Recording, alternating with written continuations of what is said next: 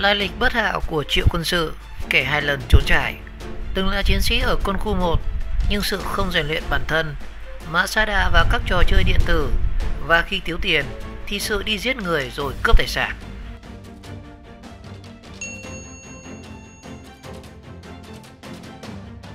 Chiều ngày 7 tháng 6 thì lực lượng công an quân đội vẫn đang tiếp tục tổ chức truy bắt phạm nhân Triệu Quân Sự, 29 tuổi, trú tại tỉnh Thái Nguyên, bỏ trốn khỏi trại tạm giam T10 của quân khu 5, đóng tại Quảng Ngãi và đang lẩn trốn ở đèo Hải Vân. Và đây chính là lần thứ 2 sự trốn thoát khỏi nhà tù của quân đội.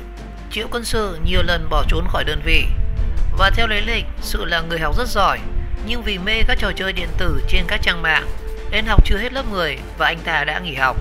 Đến năm 2011 thì được sự động viên của người thân thì Sự khám nghĩa vụ quân sự và trúng tuyển. Sau đó thì Sự trở thành chiến sĩ tại đại đội 1, tiểu đoàn 18, sư đoàn 3, quân khu 1. Và trong thời gian quân ngũ thì Sự vẫn không cai được trò chơi điện tử, nên nhiều lần đã bỏ trốn khỏi đơn vị không xin phép để đi chơi điện tử. Và gái này thường xuyên trộm đồ quân tư trang của đồng đội và đem lấy bán lấy tiền để tiêu xài. Và qua 4 lần bỏ trốn khỏi đơn vị về nhà và bị gia đình ép buộc thì Sự quay lại nơi đóng quân. Ngày 12 tháng 8 năm 2012 thì Sự tiếp tục đào ngũ lần thứ 5 và bỏ đi lang thang về Hà Nội sinh sống, rồi nảy sinh ý định đi cướp lấy tiền để tiêu xài, giết người rồi cướp của. Chiều 12 tháng 8 năm 2012 thì Sự đi vào quán cà phê Hương Sen ở quận Long Biên, thành phố Hà Nội uống nước. Và lúc này thì Sự thấy chủ quán là chị Phạm Thị Xuân Hát, 49 tuổi, đeo rất nhiều đồ trang sức bằng vàng nên đã nảy sinh ý định cướp tài sản.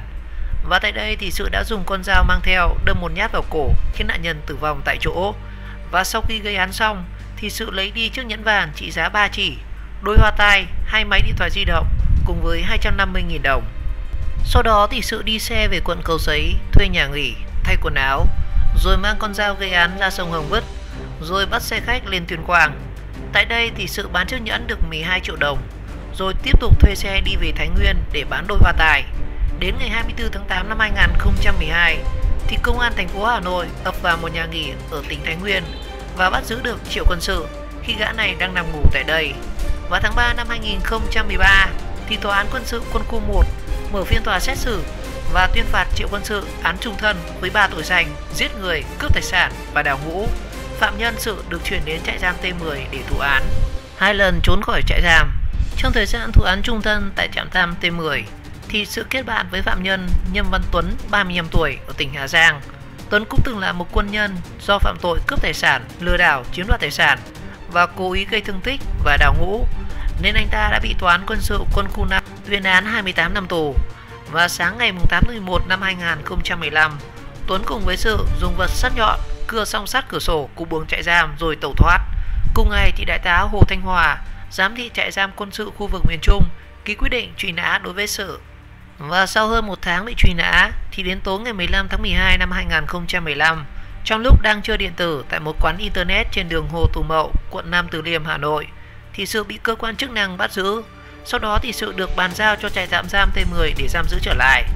Và chưa dừng lại, đến 15 giờ chiều ngày 3 tháng 6 thì Sự tiếp tục trèo qua tường rào kẽm gai tại khu vực trại tạm giam của trại tạm giam T10 trốn ra và thoát khỏi khu vực trại giam.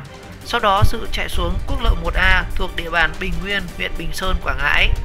Và cùng thời gian này tại km 9001+580 thì chốt gác tàu núi khởi ở thôn Nam Bình 2, xã Bình Nguyên, công an địa phương nhận được tin báo chị NTH, 36 tuổi, nhân viên đường sắt trực chốt gác ở đây, bị một thanh niên lạ mặt giật điện thoại rồi bỏ chạy.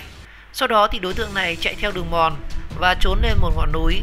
Và khớp nối với lời khai của nữ nhân viên thì công an xác định phạm nhân trốn chạy Triệu Quân Sự đã cướp giật điện thoại của chị Hát rồi chạy về hướng tỉnh ở Quảng Nam. Vào quá trình chạy trốn thì Sự tiếp tục cướp một xe máy của người dân rồi di chuyển ra phía Bắc. Và đến khoảng 16 giờ chiều ngày 4 tháng 6, lực lượng chức năng chốt dưới chân đèo Hải Vân phát hiện ra Sự chạy xe máy biển kiểm số là 76X62978 hướng lên đèo Hải Vân, đoạn qua phường Hòa Hiệp Bắc, quận Liên Chiểu, Đà Nẵng, nên đã ra hiệu dừng xe. Lúc này thì Sự không chấp hành mà tăng ga bỏ chạy. Và đến km 912+200 thì người này vứt xe máy bên đường rồi leo lên chìa đồi chạy trốn vào trong rừng.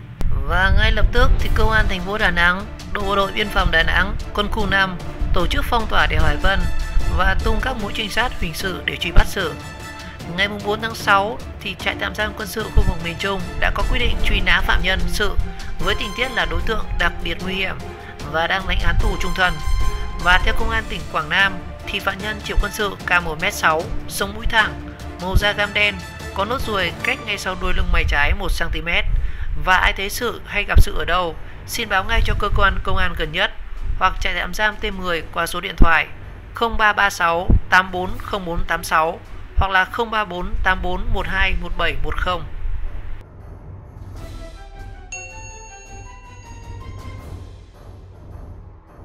Triệu Quân Sự vượt tù có kinh nghiệm sống đồi núi, công an chuyển sang mật phục.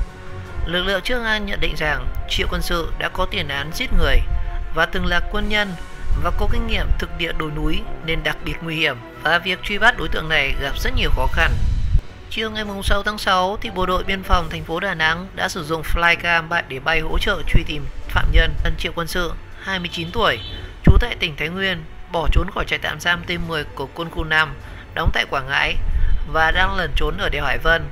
Theo đại tá Võ Tín, Phó Chỉ huy trưởng Bộ đội Biên phòng thành phố Đà Nẵng cho biết, những ngày vừa qua thì lực lượng chức năng đã tìm kiếm trên toàn bộ khu vực núi Hải Vân nhưng không hiệu quả, nên lực lượng quyết định đã đưa thêm phương tiện hiện đại vào hỗ trợ và quyết tâm truy tìm bằng được Sự. Và theo đại tá Tín thì khó khăn nhất trong công tác truy bắt phạm nhân hiện nay là thời tiết đang rất nắng nóng và địa hình rất hiểm trở. Đặc biệt, Sự là người có rất nhiều kinh nghiệm sống ở địa bàn đồi núi, và với địa hình rừng núi Hải Vân thì rất thuận lợi cho phạm nhân lẩn trốn, có thể tẩu thoát bằng đường biển, đường sắt hoặc là cả đường bộ. Và hiện tại thì lực lượng chức năng vẫn đang tiếp tục cho tàu tuần tra toàn tuyến dọc chân núi Hải Vân. Một bộ phận được bố trí truy tìm mật phục trên các tuyến đường sắt Bắc Nam, đoạn qua đèo và chốt chặn trên tuyến đường bộ. Đại tá Tín nói và cho biết lực lượng chức năng quyết tâm truy bắt bằng được phạm nhân này. Và trong khi đó thì đại diện đơn vị điều tra của quân khu 5 cho biết hiện tại thì các lực lượng quân đội vẫn đang phối hợp với cơ quan công an khẩn trương truy bắt Triệu Quân Sự. Trước đó vào chiều ngày 5 tháng 6 thì đại tá Trần Mưu, Phó Giám đốc Công an thành phố Đà Nẵng đã trực tiếp có mặt khảo sát khu vực rừng Hải Vân, chính là nơi Triệu Quân Sự đang lẩn trốn. Và đại tá Mưu nhận định đèo Hải Vân có địa hình hiểm trở. Tuy nhiên thì do có nhiều đồi rẫy của người dân đã chặt quang và buổi tối có trăng sáng, nên có thể phạm nhân đã di chuyển được quãng đường xa để tẩu thoát khỏi đèo. Và theo đại tá Mưu thì Sự là phạm nhân có tiền án giết người, từng là quân nhân nên đặc biệt nguy hiểm và có kinh nghiệm thực địa đồi núi nên sẽ có rất nhiều khả năng sẽ tiếp tục gây án để bỏ trốn. Và đến khoảng 16 giờ chiều ngày 4 tháng 6, lực lượng chức năng chốt dưới chân đèo Hải Vân đã phát hiện ra Sự chạy xe máy đi lên đèo. Sau đó thì Sự tăng tốc bỏ chạy lên đèo khoảng 2 km thì vứt xe ngay tại lề đường và leo bộ lên trên đồi, chạy trốn đi vào rừng. Và 3 ngày qua thì rất nhiều lực lượng phối hợp ráo riết để truy bắt nhưng vẫn chưa tìm thấy phạm nhân này. Phó Giám đốc Công an thành phố Đà Nẵng đã đề xuất lực lượng tìm kiếm khi phát hiện ra Sự, nếu phạm nhân chống đối thì sẽ dùng biện pháp mạnh là tiêu diệt tại chỗ. Triệu Quân Sự là phạm nhân trốn tại trạm giam T10 quân khu 5 ở Quảng Ngãi vào ngày 3 tháng 6 bằng cách trèo qua tường rào khu giam, và người này đã bị Tòa án Quân sự quân khu 1 Thái Nguyên tuyên án tù trung thân về 3 tội giết người, cướp tài sản, đào ngũ và trốn khỏi nơi giam giữ. Và đây chính là lần thứ 2 phạm nhân trốn khỏi nơi giam giữ.